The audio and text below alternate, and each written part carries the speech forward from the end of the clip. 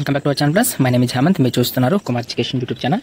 ఈ రోజు వీడియోలో మన ఛానల్లో కొత్తగా వచ్చిన అప్డేట్ ఏంటి అంటే, ఫస్ట్ ఆఫ్ ఆల్ ఆర్పీఎఫ్కి సంబంధించినటువంటి రిక్వైర్మెంట్ అనేది అయితే రిలీజ్ చేయడం జరిగింది. రైల్వే ప్రొటెక్షన్ ఫోర్స్కి సంబంధించి నాకు చిన్న రిక్వెస్ట్ ఫ్రెండ్స్, మన ఛానల్ ఫస్ట్ టైం చూస్తున్న సబ్స్క్రైబ్ అంతా చేసుకోండి. సబ్స్క్రైబ్ చేసుకుని బెల్ ఐకాన్ క్లిక్ చేయడం ద్వారా నా నోటిఫికేషన్స్ అనేవి మీకు వెంటనే వస్తాయి. ఫస్ట్ ఆఫ్ ఆల్ మనం చూసుకున్నట్లయితే ఇక్కడ రైల్వే ప్రొటెక్షన్ ఫోర్స్ ఆర్పీఎఫ్ అనమాట. దీని యొక్క రిజిస్ట్రేషన్ ఫీజు ఏంటి, ఎలా అప్లై చేయాలి, దీనికి సంబంధించిన సెలక్షన్ ప్రాసెస్ ఏ విధంగా ఉంటుంది, దీనికి వేకెన్సీస్ ఎన్ని ఉన్నాయి, ఎస్ఐకి ఎన్ని, కానిస్టేబుల్స్కి ఎన్ని, అలానే ఫుల్ వీడియో చూస్తున్నట్లయితే మీకు ఫుల్ డీటెయిల్స్ అనేది తెలియజేయడం జరుగుతుంది. మన ఛానల్ ఫస్ట్ టైం చూసి సబ్స్క్రైబ్ చేసుకోండి. ఫస్ట్ ఆఫ్ ఆల్ మనకు సంబంధించినటువంటి కింద డిస్క్రిప్షన్ లింక్ ఇస్తున్నాను, ఒకసారి చెక్ చేసినట్లయితే మీరు ఏ విధంగా అప్లై చేయాలి ఏంటి అనేది ఫుల్ డీటెయిల్ డాక్యుమెంట్ లాగా అయితే మీకు ఉంటుంది. ఇక్కడ చూసుకున్నట్లయితే మనకి ఈ రైల్వే ప్రొటెక్షన్ ఫోర్స్కి సంబంధించి టోటల్గా 4660 వేకెన్సీస్ అనేది అయితే అవైలబుల్గా ఉన్నాయి. సబ్ ఇన్స్పెక్టర్ గాను 452 ఉన్నాయి. అలానే కానిస్టేబుల్కి సంబంధించి 4208 వేకెన్సీస్ అయితే ఉన్నాయి. దీనికి సంబంధించిన రిక్రూట్మెంట్ అనేది మనకి April 15th నుంచి అయితే స్టార్ట్ అయితే అవబోతుంది. అలానే ఎండింగ్ వచ్చేసరికి May 14th వరకు కూడా 2024 వరకు అయితే దీనికి సంబంధించినటువంటి నోటిఫికేషన్ అనేది అయితే అప్లికేషన్స్ అనేది సబ్మిట్ చేసుకోవచ్చు. ఇంకెవరైనా లేట్ చేయకుండా అయితే దీనికి సంబంధించిన డిస్క్రిప్షన్ లింక్ ఇస్తున్నాను, ఒకసారి ఫుల్ డీటెయిల్గా చూసుకొని ఎవరికైతే క్వాలిఫికేషన్ ఉందో వాళ్ళు కానిస్టేబుల్ కానీ సబ్ ఇన్స్పెక్టర్ కానీ రిక్రూట్మెంట్ రిలీజ్ అయింది కాబట్టి అప్లై చేసుకుంటాను అనుకున్నాను.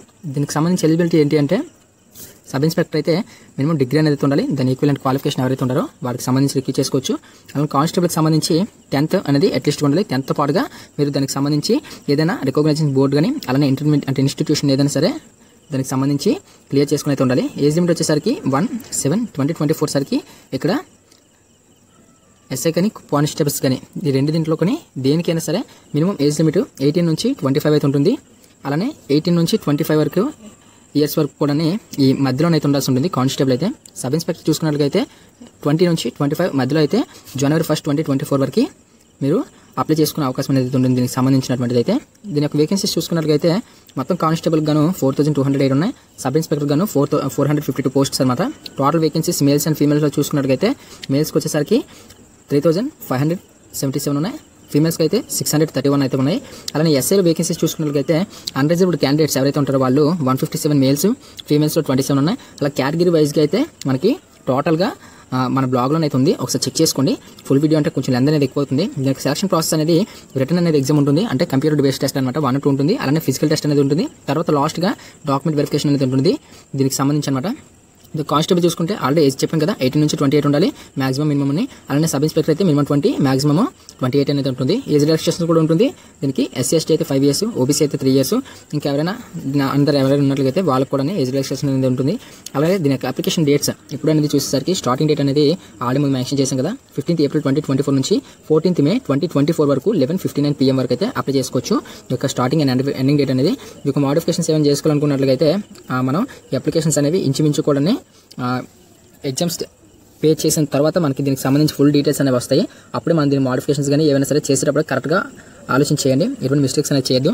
అప్లికేషన్ ఫీజు రిజిస్ట్రేషన్ ఫీజు ఎంత అంటే, ఓబీసీ క్యాండిడేట్స్ ఎవరైతే ఉన్నారో జనరల్ కానీ ఓబీసీ కానీ ఎవరైనా సరే 550 రూపీస్ ఉంటుంది. అలానే నెక్స్ట్ SC ST ఎవరైతే ఉన్నారో వాళ్ళు ఫీమేల్ కానీ మైనారిటీస్ కానీ ఎకనామికల్ బ్యాక్వర్డ్ క్లాసెస్ అంటే EBCకి సంబంధించి వీళ్ళు ఎవరైతే ఉన్నారో వాళ్ళు 250 రూపీస్ అనేది ఉంటుంది. దీనికి సంబంధించినటువంటి ఛార్జెస్ అనేవి మాత్రం అప్లికబుల్ అని చెప్తున్నారు. ఇది ఏ విధంగా అప్లై చేయాలని చూసుకున్నట్లయితే మొత్తం మీద మనకి అఫీషియల్ వెబ్సైట్ ఓపెన్ చేసినట్లయితే దీనికి సంబంధించినటువంటి రిక్రూట్మెంట్ సెక్షన్ ఉంటుంది కదా, దాన్ని సెలెక్ట్ చేసుకున్నట్లయితే కానిస్టేబుల్ సబ్ ఇన్స్పెక్టర్ అని చెప్పేసి ఉంటుంది. దాన్ని చూసుకొని దానికి రిజిస్టర్ అనేది చేసుకోవాలి. ఫస్ట్ ఆఫ్ ఆల్ కొత్త యూజర్ ఎవరైతే ఉన్నారో వాళ్ళు రిజిస్టర్ అనేది రిజిస్టర్ చేసుకున్న తర్వాత లాగిన్ ఐడి వస్తుంది. ఆ లాగిన్ ఐడిని యూజ్ చేసుకుని మనకు సంబంధించిన డీటెయిల్స్ ఏవైతే ఉంటాయో వాటిని ఫిల్ చేసుకున్న తర్వాత దానికి సంబంధించిన డాక్యుమెంట్స్ ఉంటాయి. డాక్యుమెంట్స్ సర్టిఫికేట్స్ ఏవైతే ఉంటాయో అంటే ఎడ్యుకేషన్ సంబంధించిన సర్టిఫికేట్స్, ఐడెంటిఫికేషన్ ప్రూఫ్స్, ఫోటోగ్రాఫ్స్ ఏవైతే ఫోటో ఉంటుందో అది చేసిన తర్వాత అప్లికేషన్ ఫీజు అనేది ఆన్లైన్ మోడే కాబట్టి ఇది ఎగ్జామ్ కూడా కంప్యూటర్ బేస్డ్ అంటే మనకు ఆన్లైన్ ఉంటుంది, ఆఫ్లైన్ అనేది కాదు. దానికి సంబంధించిన అప్లికేషన్ అంతా ఫిల్అప్ చేసిన తర్వాత ఫీజు పేమెంట్ అయిన తర్వాత ఇన్ఫర్మేషన్ అంతా కూడా కరెక్టా కాదా అంటే అప్లికేషన్ అంతా కరెక్ట్ ఫిల్అప్ చేసింది లేదని చెప్పేసి చూసుకొని సబ్మిట్ చేసిన తర్వాత దానికి సంబంధించిన అప్లికేషన్ ఫామ్ ఏదైతే ఉంటుందో దానికి పేమెంట్ ఏదైతే ఉంటుందో దానికి సంబంధించి PDF ఉంటే PDF మనం డౌన్లోడ్ అనేది చేసుకొని మన మొబైల్ అయితే ఉంచుకోవాల్సి ఉంటుంది.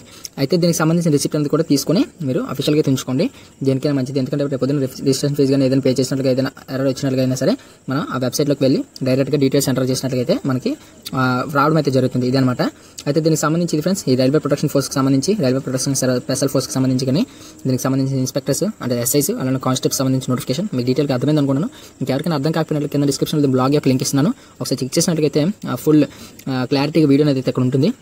ఒకసారి మీరు వెళ్ళి అక్కడ చూడండి, మీకు నచ్చింది అనుకుంటే ఫాలో కొట్టండి. అలా మన ఛానల్ ఫస్ట్ టైం ఎవరైనా చూస్తుంటే సబ్స్క్రైబ్ చేసుకొని సబ్స్క్రైబ్ చేయడం ద్వారా కొంచెం మోటివేషన్ లభిస్తుంది. Please do like, share and subscribe to my channel. Thank you for watching. జై హింద్.